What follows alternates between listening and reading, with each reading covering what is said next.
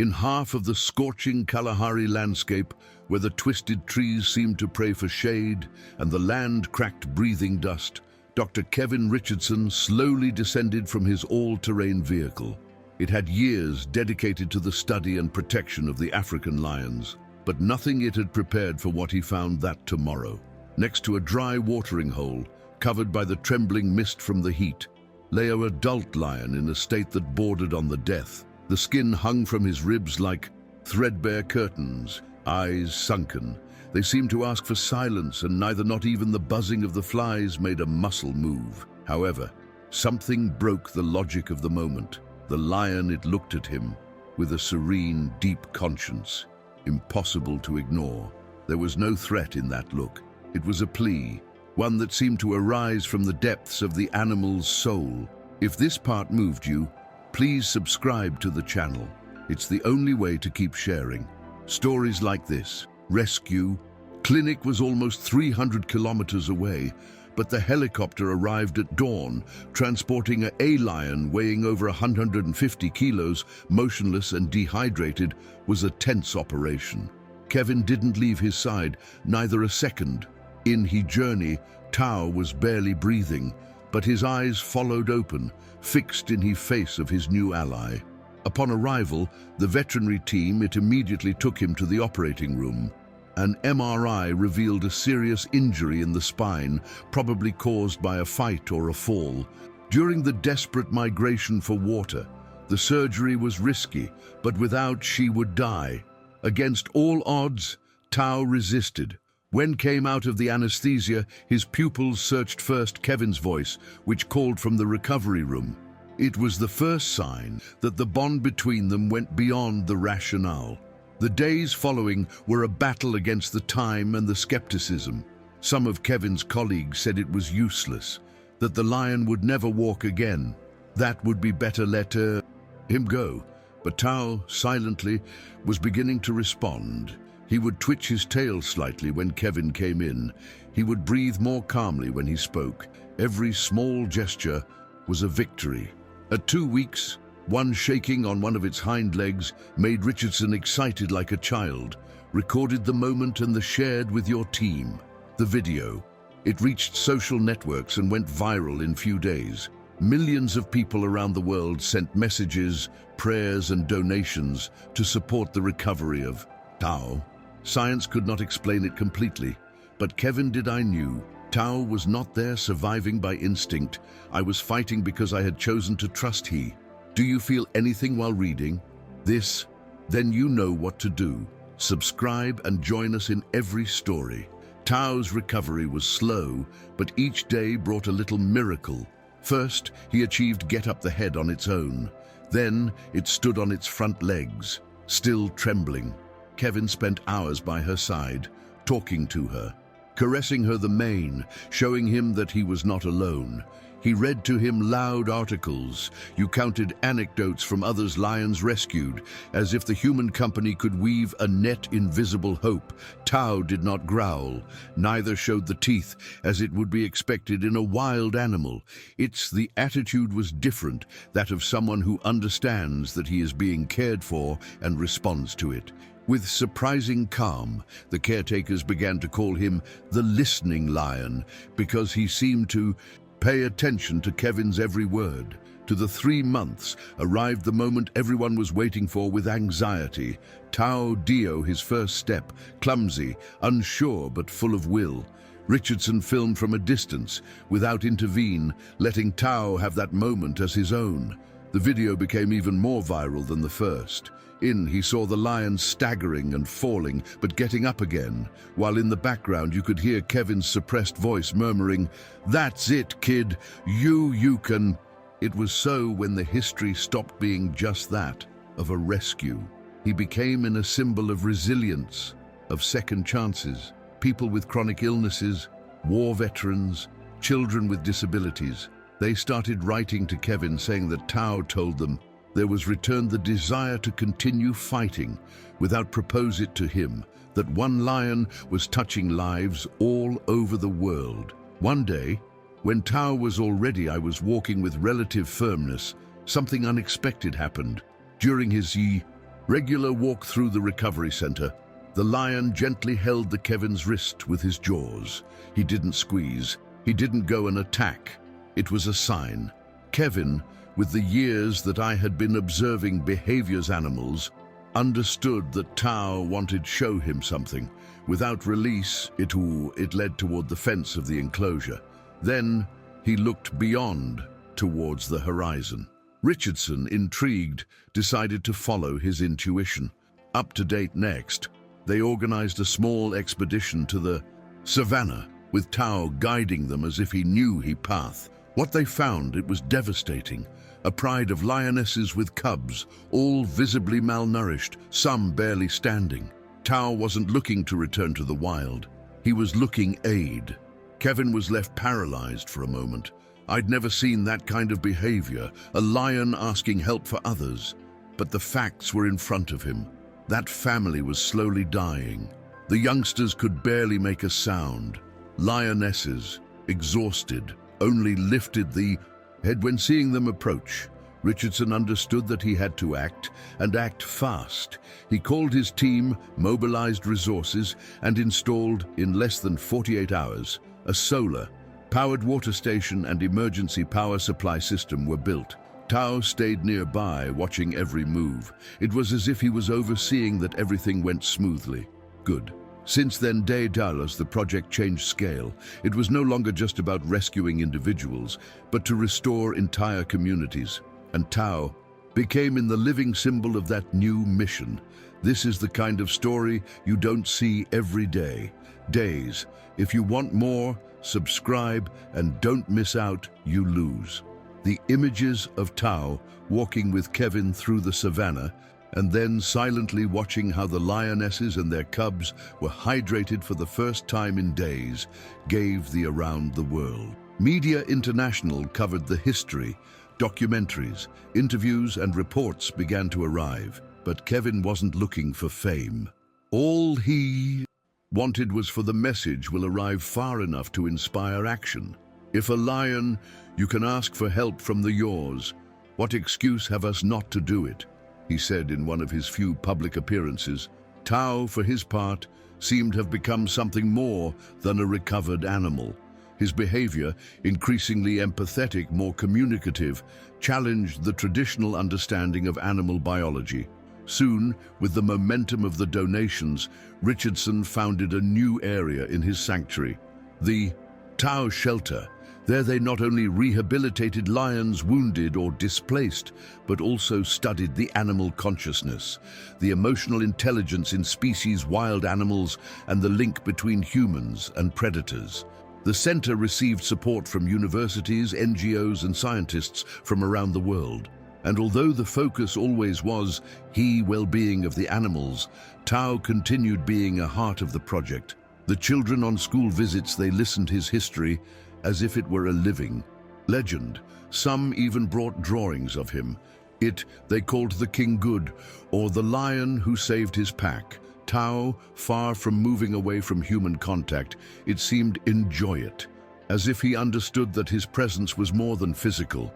It was a message. With the passage of the years, Tao became slower, more deliberate, but also more serene. His steps were no longer so firm and preferred to rest under the shade of a specific tree near the medical center where everything had started. Kevin had visited him every morning, sat beside him, and he spoke as if to an old friend. There never was need for cages between them. Tao never attempted to escape or show any signs of aggression. It was as if would have freely chosen to stay there. Every now and then, when a new lion was rescued, Kevin took it to the tree, and if Tao accepted, they knew that there was hope.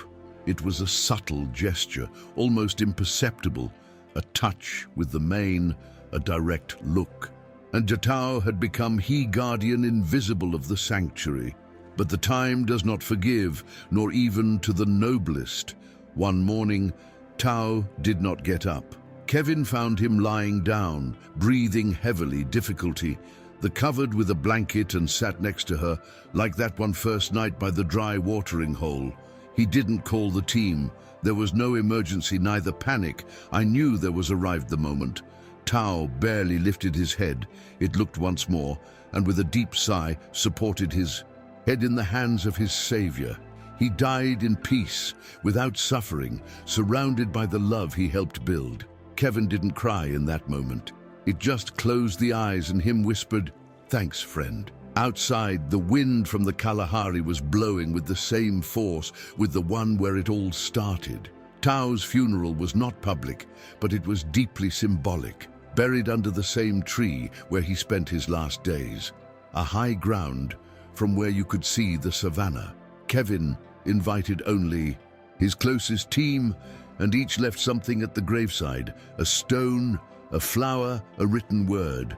There were no long speeches, just silence and respect. On a small metal plaque, Richardson commanded record a phrase that became the motto of the sanctuary. "Here rests Tao, the one who reminded us that the soul knows no species." For weeks, visitors left letters, drawings, and messages written on several languages. Tao was gone, but his legacy felt more alive than ever. The following weeks were not easy for Kevin. Every corner of the sanctuary you reminded Tao. The routine without his presence seemed incomplete. For a time, hesitated whether to continue, but something drove me on. Perhaps it was the look on my face, new rescued puppies, or letters from people saying that the history of Tao Les had saved his life. One day, while I was walking alone along the savannah, saw it. In the distance, a lion cub is playing with a branch. He watched for a few minutes, and without knowing, "Y-E," he smiled. "All right," he murmured, "let's keep going." And with that thought, a new stage of thought was born: a sanctuary, to multiply the legacy, not just preserve it. It happened to you too. Heart, subscribe to continue sharing this legacy. With the impulse of that decision, Kevin founded the Second Chance Tao program, focused not only on the physical recovery of the animals, but also in the emotional and social integration of the specimens rescued. A collaborative network was created with other sanctuaries in Africa, where methods, stories, and discoveries were shared.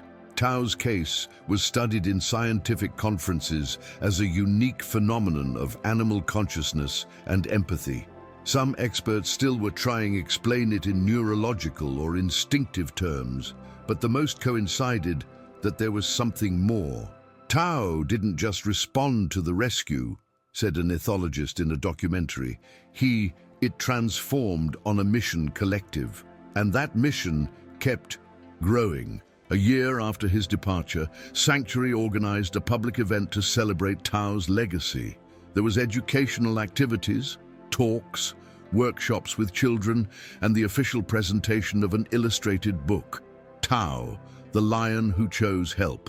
More than 1,000 people attended that day. Among them, a 7-year-old girl, years that he approached Kevin with a lion stuffed animal in arms, and he said, "I want to take care of animals like you when I grow up." Kevin bent down, caressed her hair, and replied, "Then you've already started, little one."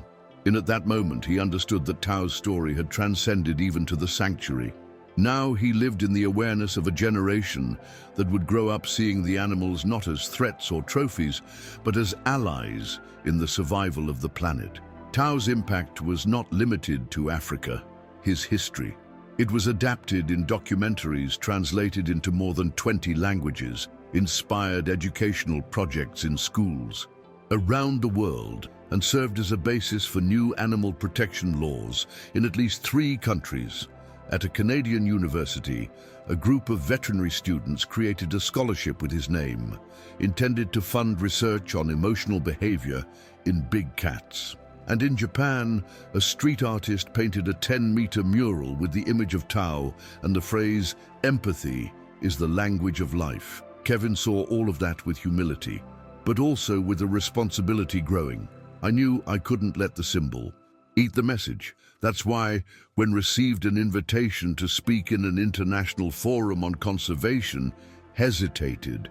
He never felt comfortable under the spotlights, but he understood that talking about Tao was not talking about himself, but of a truth that the world needed here. In his speech, without graphics or statistics, recounted simply what he saw in those eyes the first time that found. "I saw a question," he said, "but not one that sought to survive. It was a question of whether I was worth trusting, if still there was humanity of the other side. And it made me feel, for the first time in a lot time, that I had to choose. The audience." He remained silent, not for lack of words, but because sometimes deeper does not need translation. Back at the sanctuary, Kevin was greeted by a pack of lions, young people running near the drinking fountains. One of them came up and noticed with the same calm with the one that Tao it there was made. That first time, it wasn't the same, nor it would never be, but there was something in that look that he gave her. He remembered that the cycle continued. Kevin bent down, and without think about it much, he said to the little lion, "Welcome." Days later, that puppy was adopted by one of the lionesses rescued in Tao's operation and began to show a behavior unusually affectionate with the caregivers. Some, they said that the history was repeating itself. Others, that it was simply the result of a different environment. For Kevin, it wasn't so much the cause that mattered as the effect. If the lions could learn to trust, then maybe humans could too. In later interviews, they asked if he ever thought that a lion would change his life, Kevin used to smile before answering. "I never imagined that an animal on the edge of the death would teach me so much about what it means to be alive." Relationship with Tao. He redefined not only his career, but his way of seeing the world. He no longer spoke of rescuing animals, but rather building bridges between species. The sanctuary, although continued receiving animals in danger, became also in a think tank where biologists, philosophers, activists and artists could coexist and discuss the future of the planet, all thanks to a lion that a day said yes with the look. With he passed of the time, Kevin started recording in a leather notebook all the little things I had learned thanks to Tao. They were not scientific data nor clinical observations, but deep intuitions. How silence can be more powerful than the voice, like a sustained gaze can heal more than a medicine.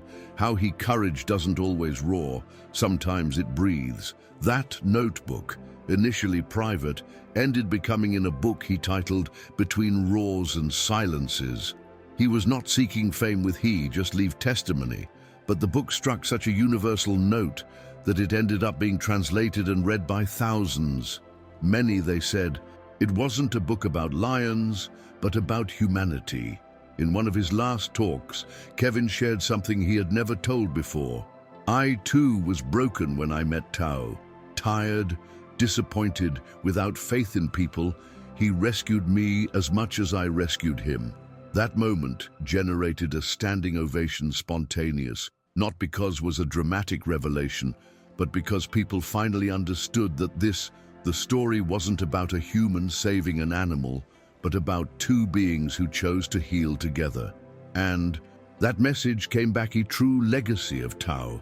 Not the solar drinking fountains, nor the laws new, neither the documentaries. What remains was the certainty that if we stop to really look, we can recognize in the eyes of the another, even if it is a lion, something deeply familiar. Years after Puss, the tree under the which Tao rested and became in a sacred place within the sanctuary, they were not allowed constructions nor fences near it. Each new volunteer had to pass a moment there in silence as a rite of initiation. Some, they said the air was different in that point, lighter, clearer. Others simply they left wildflowers and left with a feeling that was difficult to explain. Kevin, from time to time, continued sitting under its shade, sometimes with visitors, sometimes alone, but always with the same gratitude that I felt from that first day, that of having been chosen, not for his knowledge, but by his humanity. One morning, a journalist asked if he would do everything the same again. Kevin stayed. He was silent for a long moment before answering. "No," he said finally. "I would do more. I would trust more. I would listen sooner."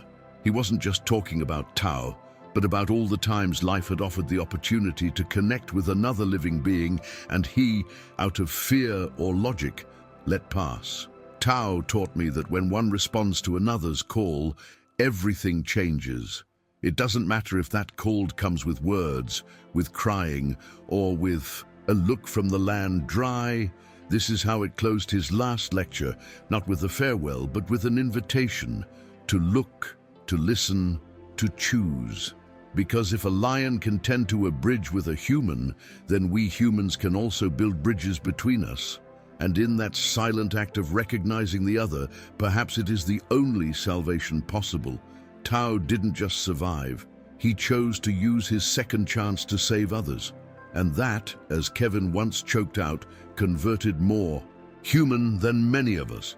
If you've made it this far, it means this story mattered to you. Help us continue. Subscribe to the channel and share this message with who it need